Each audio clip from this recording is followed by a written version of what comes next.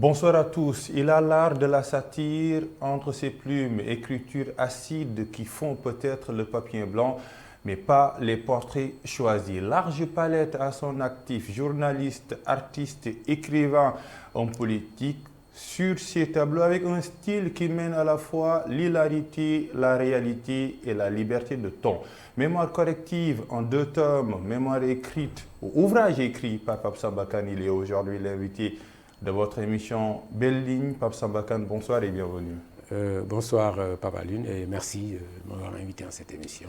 C'est un plaisir le plaisir de partager l'émission avec vous. Vous sortez ces 2 ouvrages dans l'édition L'Harmattan, Mémoire corrective, avec des profils qui commencent de 1987 jusqu'à 1996. Pourquoi ressasser ces écrits, on peut dire, qui datent aujourd'hui? Pour un peu ce que dès l'abord des ouvrages, les préfaciers en ont dit, les postfaciers aussi. Mamles Camara, professeur Djibril Sam, Mamadou Diop Decroix, Mamadou Hamad, 2 journalistes, dont l'un est philosophe, le regretté Mamles, notre ami, et Mamadou Hamad, qui lui a pratiqué la satire aussi, comme moi, au Cafard Libéré, sous pseudonyme, parce qu'il était à la PS. Tu parlais tout à l'heure, hors antenne, de la tolérance qui devait marquer cette époque. Il était dans un média d'État, il signait dans des médias indépendants, y compris un média satirique, sous pseudonyme certes, mais c'était un secret de polichinelle, mais cette ambiance de tolérance pouvait permettre ça, parce que ça a permis quand même d'écrire ce type de portrait sur des hommes politiques, sur des religieux, etc. Pourquoi maintenant le ressasser? Ce n'est peut-être pas l'exact vocable, mais pourquoi proposer cette lecture qui a fait son temps, d'une certaine façon, aujourd'hui. D'abord à ceux qui l'avaient connu, l'avaient lu, et ensuite à ceux qui auraient pu ne rien avoir à en faire, parce qu'ils n'étaient pas de cette époque. Tu m'as rappelé qu'à une certaine époque... 88, 87... Voilà, que tu n'étais même pas encore né. Exactement. Donc pourquoi faire ça? Je vais reprendre le mot... je vais écorcher sa modestie parce qu'il ne se mêle pas trop de certaines choses. Le directeur du livre qui dit « Tu as jeté un pont entre cette époque que décrivent ces portraits et la nôtre en apportant un éclairage sur au moins leurs différences. » Il n'est pas le seul à le dire, mais il l'a dit de cette façon qui m'a beaucoup plu, littéraire, jeter un pont entre 2 époques, avec un pont éclairant qui explique pourquoi peut-être on sent aujourd'hui qu'il y a, tout le monde en parle, une différence entre hier et aujourd'hui. Je n'aime pas trop, c'était mieux hier. Les passéistes. C'est pas passéiste forcément. C'est quoi? C'est pas passéiste. Le passéiste, il s'accroche au passé et ne veut pas intégrer le présent. Celui-ci dit que voici des textes écrits hier qui éclairent aujourd'hui notre réalité, qui nous éclaire au moins sur le fait que durant cette période, il y avait des règles du jeu autour de la démocratie, la liberté d'expression, etc. Excuse-moi. Tu le soulignais tout à l'heure hors antenne, il y a des différences entre cette époque et celle-ci, de personnel politique, de personnel du paysage politique, parce qu'il y a de tout là-dedans, artistes, sportifs, hommes religieux, religieux et même des thématiques. Il y a même des profils thématiques, genre sur le djambar, le 12e djambar, qui est aujourd'hui le 12e Gaïndé. Pourquoi était-il le 12e djambar? On organisait la Coupe d'Afrique en 92, après avoir été traumatisé par le ratage de Caire 86. On organise la coupe et tout le monde a le couteau entre les dents, il nous faut gagner cette coupe. Et on organise le 12e djambar, alors que moi, je connaissais le supporter sénégalais qui venait au stade bien sapé et qui applaudissait l'adversaire quand il avait mieux joué que l'équipe nationale. Et je fais cette thématique du nouveau supporter djambar, peinture lirée, comme je dis, comme un Indien qui va sur le chantier de la guerre, etc. Et ces thématiques-là expliquent quelque chose de factuel qui a un côté de rappel historique. Je préfère le mot rappel à ressasser. C'est un rappel historique d'événements qui ont marqué ce pays et à travers des individus, Jules-François Bocandé, Claude Leroy, qui sont dans les portraits, Mamadou Mbaïloum, qui a, je le raconte, il s'est jeté un peu sur l'entraîneur français quand nous avons perdu. Voilà, quand nous avons été éliminés. Et c'est des événements, je crois, qui ont une utilité informative, historique, pour les documentaristes, pour les jeunes journalistes comme toi, qui peuvent aujourd'hui, en parlant de ces personnages-là, puiser ici des informations qu'ils n'auraient pas eues autrement. Donc c'est autour de toutes ces utilités-là, tous ces apports, que ces livres ont leur utilité aujourd'hui. Ils sont 89. Vous parliez tout à l'heure du contexte. Est-ce que c'est le contexte, la tolérance dans le champ politique, dans le champ religieux, dans le champ médiatique, qui permettait un peu l'utilisation de la satire comme genre rédactionnel? Oui, il y a que, durant cette époque-là, je viens de le rappeler, il y avait cette sorte d'intelligence collective qui a permis à tous les acteurs, les hommes politiques, qu'ils soient au pouvoir ou dans l'opposition, les ONG, les organisations de la société civile, y compris les marabouts. Ils sont très représentés ici, jeunes comme vieux, qui étaient déjà décédés ou qui vivaient encore. Il y a le portrait de Monseigneur Hyacinthe Thiandoum. Oui, Abdullah Mbacké. Et puis les jeunes loups, marabouts aux dents longues à l'époque, Serigne Modou Kara. Le marabout d'impatience. Moustapha Sy, Mousse carrément pour dire malin. Ça ne s'est pas démenti. La façon dont il a créé son mouvement, je crois que c'est raconté dans son portrait. Exactement. Il a amené sa grosse machine musicale dans un quartier où il venait d'aménager et il jouait du Bob Marley et du Peter Tosh. Les jeunes se sont approchés, on boit du thé et son discours, c'est un bon orateur et il se gagne des adeptes et il crée le mouvement Moustarchidine. Le Moustarchidati a été créé comme cela, pas autrement. Et ça, où est-ce que tu vas trouver cette source, toi? Mais c'est là. Exactement. Donc, pour dire que ces textes ont une utilité documentaire, informative sur le plan historique et aussi éclairante sur le plan politique. Parce que ce Moustapha Sy, celui d'aujourd'hui, il y a quand même un entre-deux, pour parler comme Pascal. Il faut remplir cet entre-deux pour savoir qui il est. Exactement. Si tu le vois aujourd'hui, il y a eu Askanui, etc., tu n'as pas le personnage. Tu n'as pas. Forcément. Il y a des personnages qui ont été fixés dans le temps et actuellement, on voit un peu l'entre-deux là pour comprendre un peu l'origine de son discours et même la signification de leur discours, du discours de ces politiques-là ou de ces religieux. Oui, pour revenir au directeur du livre que j'ai cité tout à l'heure, ces textes éclairent non seulement le champ politique, le débat public, mais ils éclairent les personnages aussi. Parce que, pour reprendre Idrissa Seck, on en parlait hors antenne, il est réduit à l'affaire des chantiers de Thiès, atteinte à la sûreté de l'État, deux choses dont il a été pourtant blanchi par le truc, jusqu'à aujourd'hui. Les entrées, les sorties à Benno, etc. Si tu connais que ce Idriss Seck, tu ne connais pas Idriss Seck. Si tu découvres ce jeune homme de 28 ans qui a frappé les esprits dès sa première apparition, et chose dont on ne parle pas, parce que ça, c'est la parade, c'est la parure, j'allais dire psychologique, intellectuelle, mais le fond moral, on n'en parle pas. Voici, à l'époque, c'est raconté en filigrane de certains portraits, celui de Fara Ndiaye, celui de Makati Fall, etc. C'était de mode pour le Parti socialiste de faire transhumer les numéros 2 du PDS, ou en tout cas les caciques du PDS. Idriss Seck a été quasiment le seul, depuis Fara Ndiaye, Serigne Diop, Ousmane Ngom et d'autres, à résister à cela et à rester avec Abdoulaye Wade jusqu'à la fin jusqu'à l'arrivée au pouvoir. Et ça me laisse Camara pour parler d'autres aspects de cette écriture-là, de cette manière d'aborder le portrait. La trajectoire qui a mené Idriss Seck carrément aux fonctions qui ont été prévues dans ce texte-là, écrit en 1989. Il l'a dit dans la préface. Mamlès Camara le souligne dans la préface, parce que dans le texte, nous prévoyons... Divination.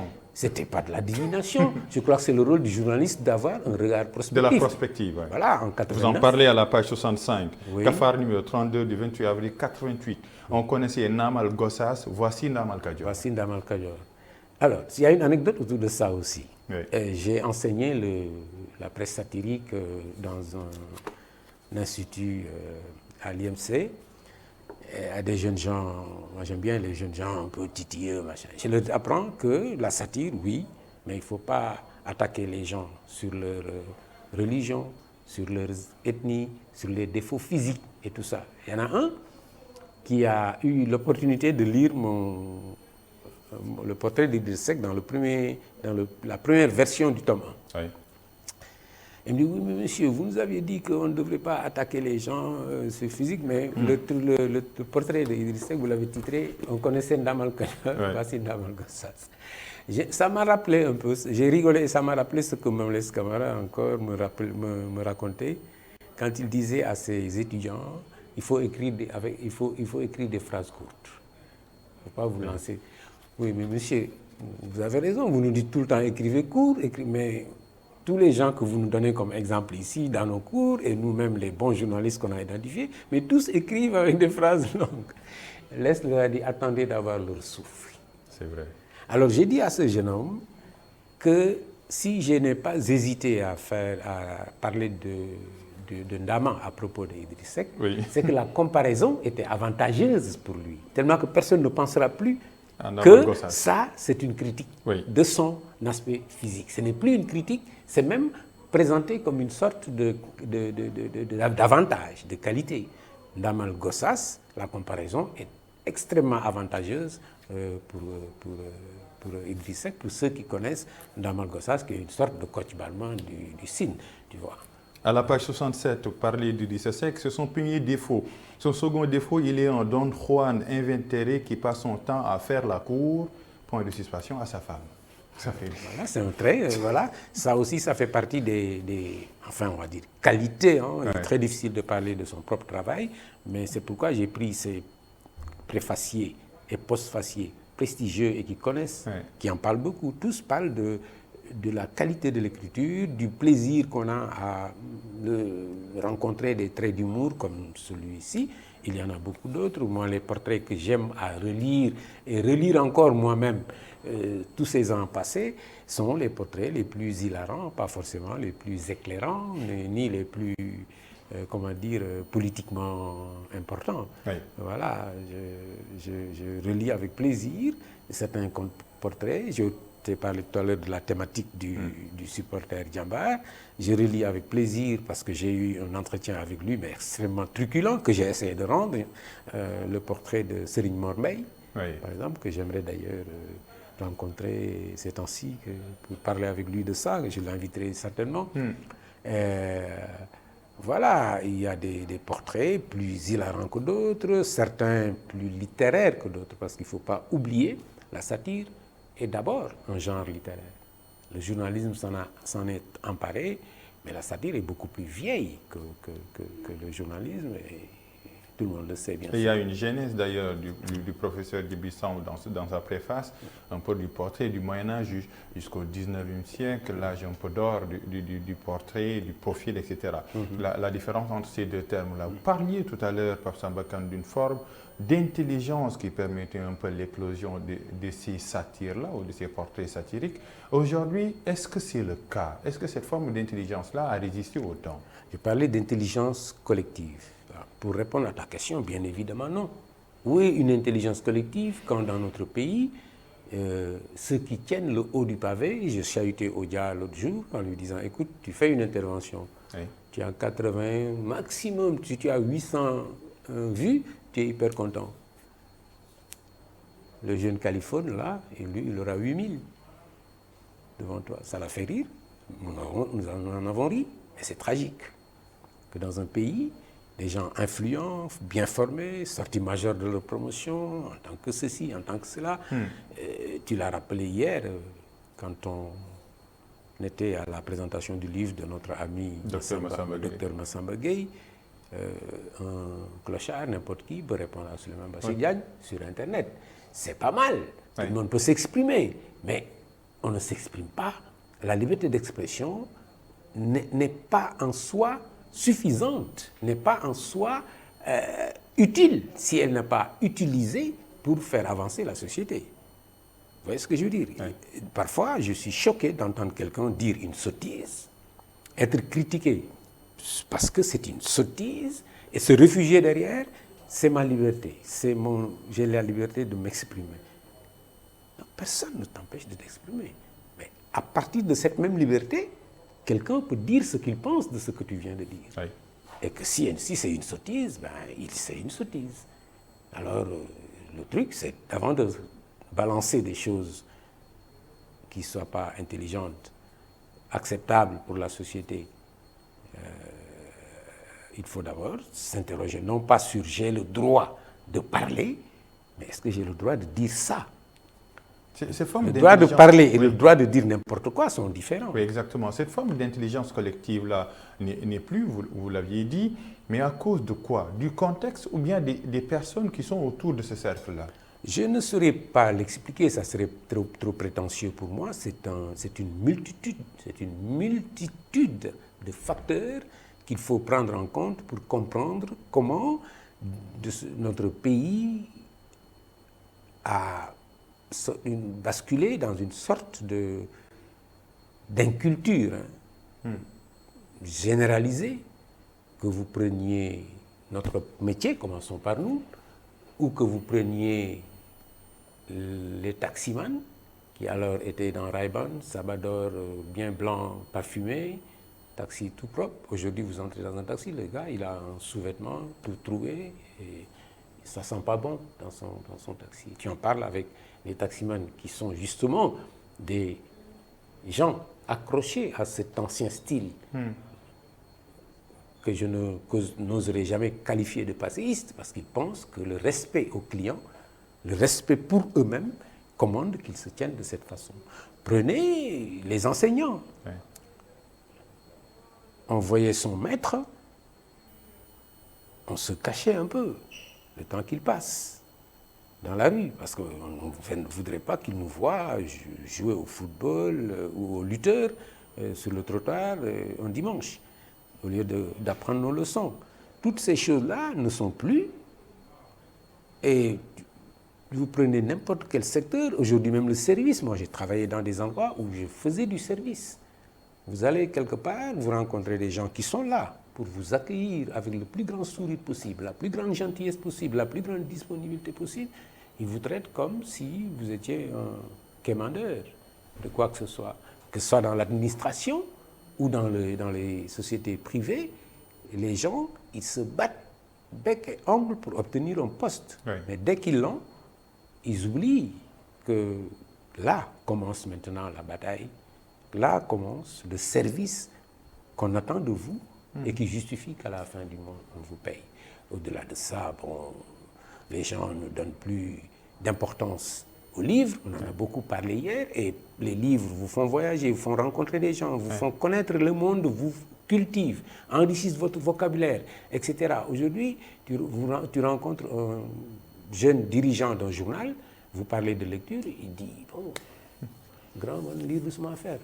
C'est assez révélateur de ce c'est assez inquiétant pour une société comme la nôtre qui a connu cette époque où justement les jeunes hommes politiques, ou Youssou N'Dour par exemple, qu'on voit à la une ici, qui n'a pas vraiment fait des études, mais qui, étant sur une pente ascendante dans son art, s'est senti la responsabilité de se cultiver, d'étudier, de parler de façon correcte aux gens, que ce soit en wolof, en français, en anglais aujourd'hui.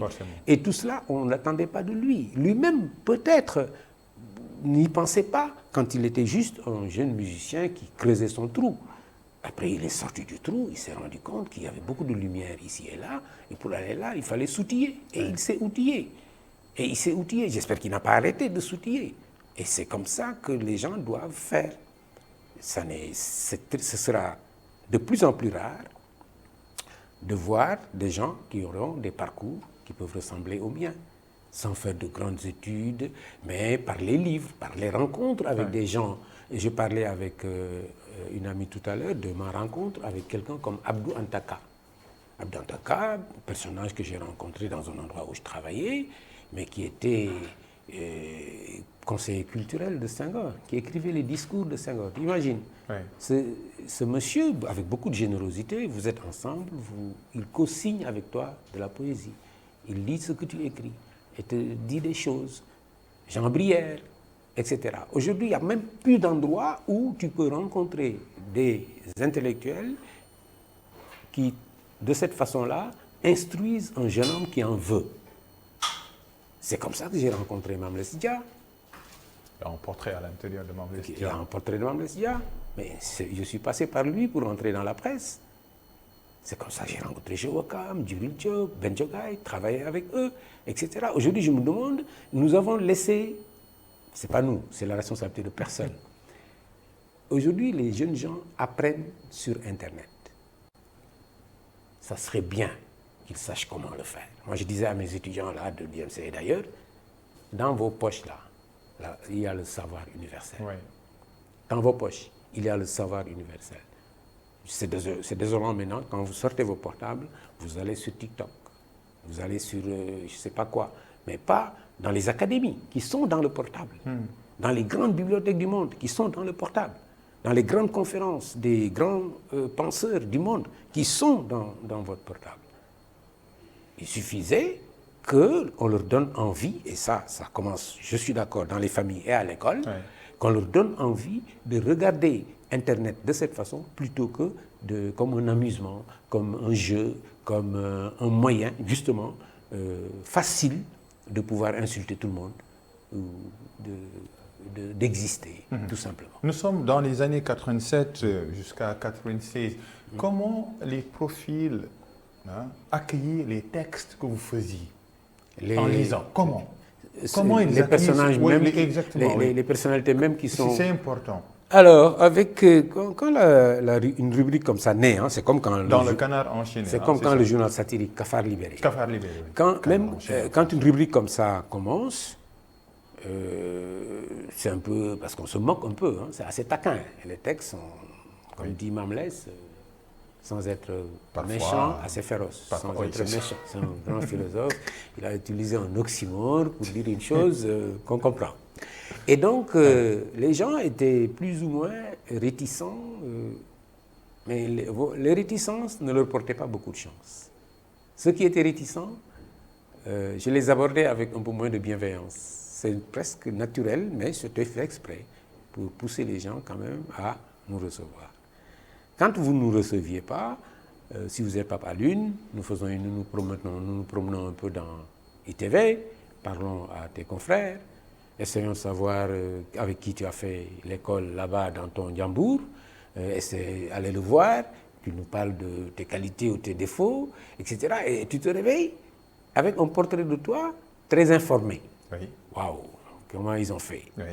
Et puis un peu méchant, parce que plus méchant que celui de Mamadou. Pourquoi? Parce que Mamadou, il nous a reçus dans son bureau, il nous a parlé lui-même. Forcément, il nous dit les choses avantageuses. Oui. Nous nous sommes documentés, certes, nous avons vu ses copains, certes, etc. Mais il nous a donné assez d'éléments sur lui, certainement avantageux, rigolo, mais sans le déprécier, etc., que nous utilisons pour faire notre portrait. Et puis, au fil des ans, figurer quand même dans un lieu, en même temps que Jean Collin, en même temps que Mamadou Dia, en même temps qu'Abdoulaye Wade, en même temps que, Cheikh Abdou Aziz Sy, etc., que Modou Kara, selon ta sensibilité. Être là, c'est pas être bête. Être là, c'est faire partie d'une certaine intelligentsia. Être là, c'est faire partie des gens qui comptent. Oui. Et là, c'est devenu plus facile pour nous de rencontrer les gens. Ça restait du travail de documentation. Aller regarder les interviews qu'ils ont accordées il y a 2 ans, 10 ans. Aller regarder leurs copains parler avec eux maintenant devenait facile. Et si tu fais attention, les portraits qui sont dans le tome 2 sont plus longs. Oui. C'est à cause de ça. Parce qu'à partir de ces années-là, où la rubrique a pris une certaine autorité, les gens... alors, il y a même des choses que je n'aime pas trop raconter, mais c'est l'histoire et il ne faut pas en avoir peur. C'est un travail de fourmilière, c'est-à-dire qu'on ne fait pas une satire comme ça, quoi, à sa guise, à ses envies. Oui, on ne peut pas faire ça, mais avant de répondre... En étant assis, je veux dire. En étant assis. Ah non, non, forcément.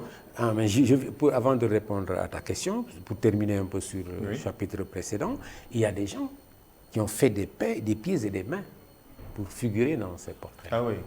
Alors moi, j'étais dans une sorte de transe par rapport à ça.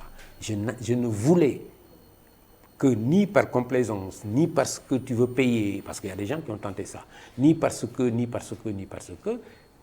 il arrivait que je refuse de faire le portrait de quelqu'un parce que je pense qu'il a grenouillé un peu, il a trafiqué un peu d'influence, il a appelé à la rédaction, etc. Et il y a même un cas extrême où un chargé de communication du directeur d'une grande société a occupé mon balcon de rédacteur en chef du Cafard Libéré pendant des semaines. Il se reconnaîtra pour que, et un jour, il a parlé d'argent, il a même sorti une somme, etc. Ben voilà, gentiment, parce que moi, je ne suis pas un homme méchant. Je l'ai viré de mon bureau en disant que non, c'est pas pour ça. Et à partir de ce moment, forcément, son patron il était sûr qu'il ne figurerait jamais ici. Hein? Donc, j'ai surveillé cette rubrique de cette façon-là, y compris en étant parfois peut-être trop strict, au point que quand je rassemble ça, parce que tu sais, si je n'avais pas été comme ça avec cette rubrique, je n'oserais pas publier ça aujourd'hui. Forcément. Parce qu'il y en a un qui dirait qu'il a payé ou que j'étais, je sais pas moi, n'importe quoi. Il n'y avait rien du tout. Ouais. Souvent, au début, ils n'étaient même pas au courant, comme je te l'ai dit. Ouais. Et quand ils ont commencé à être au courant, parce que je le voulais, eux-mêmes le voulaient, et là, le choix, mes confrères du Cafard sont là, hein, c'est en réunion de rédaction qu'on se réunissait et on décidait de qui allait être l'invité, c'est comme ça qu'on l'a appelé, l'invité de PSK. Et mon avis, bien sûr, était prépondérant. Quoique souvent, la rédaction, il n'y avait pas de souci, parce que tout le monde était comme moi aussi dans cette rédaction, en tout cas soucieux de protéger notre journal, qui était un journal satirique, figure-toi. Ouais. On ne vous pardonne rien. J'ai l'habitude de dire que le genre journalistique le plus exigeant, c'est la satire. D'abord, c'est du journalisme, comme toutes les formes de journalisme. Ça demande un effort d'écriture, ça demande un effort d'humoriste, de satiriste donc, et ça demande un effort, déontologique, moral, extrême. Parce que dès que tu enfreins quelques règles, c'est fini. Tu as ouvert une brèche dans laquelle n'importe qui peut entrer pour détruire la crédibilité de tout ce que vous faites. Alors, une rubrique comme ça, c'était pas un îlot dans le journal, mais c'était quand même assez remarqué comme rubrique phare, rubrique machin, dans les commentaires des gens, y compris les préfaces. Donc, je l'ai protégé de cette façon absolument méticuleuse pendant 10 ans, en étant régulier le maximum possible. Ouais. Il arrivait qu'allant en vacances, je fasse les portraits, quoi que je sois en congé. Et d'ailleurs, pour l'anecdote, le portrait d'Abdou Diouf, qui est un livre de 80 pages, portrait satirique d'un président de la République. Et c'est comme ça que c'est venu. J'allais en congé et j'ai dit au gars, je vais vous faire un portrait de Diouf qui ne peut pas se résumer à la même dimension que les autres portraits. Je vais faire un feuilleton de 1, 2, 3 et je vais vous les envoyer. Je suis allé en congé. C'était tellement mûr chez moi qu'au bout d'une semaine ou deux, j'avais tellement d'éléments, j'avais écrit tellement de pages qu'un ami tombe dessus, me dit, mais attends, tu ne peux pas faire de ça un truc, mais fais un livre de cette histoire. Écris un livre sur ça.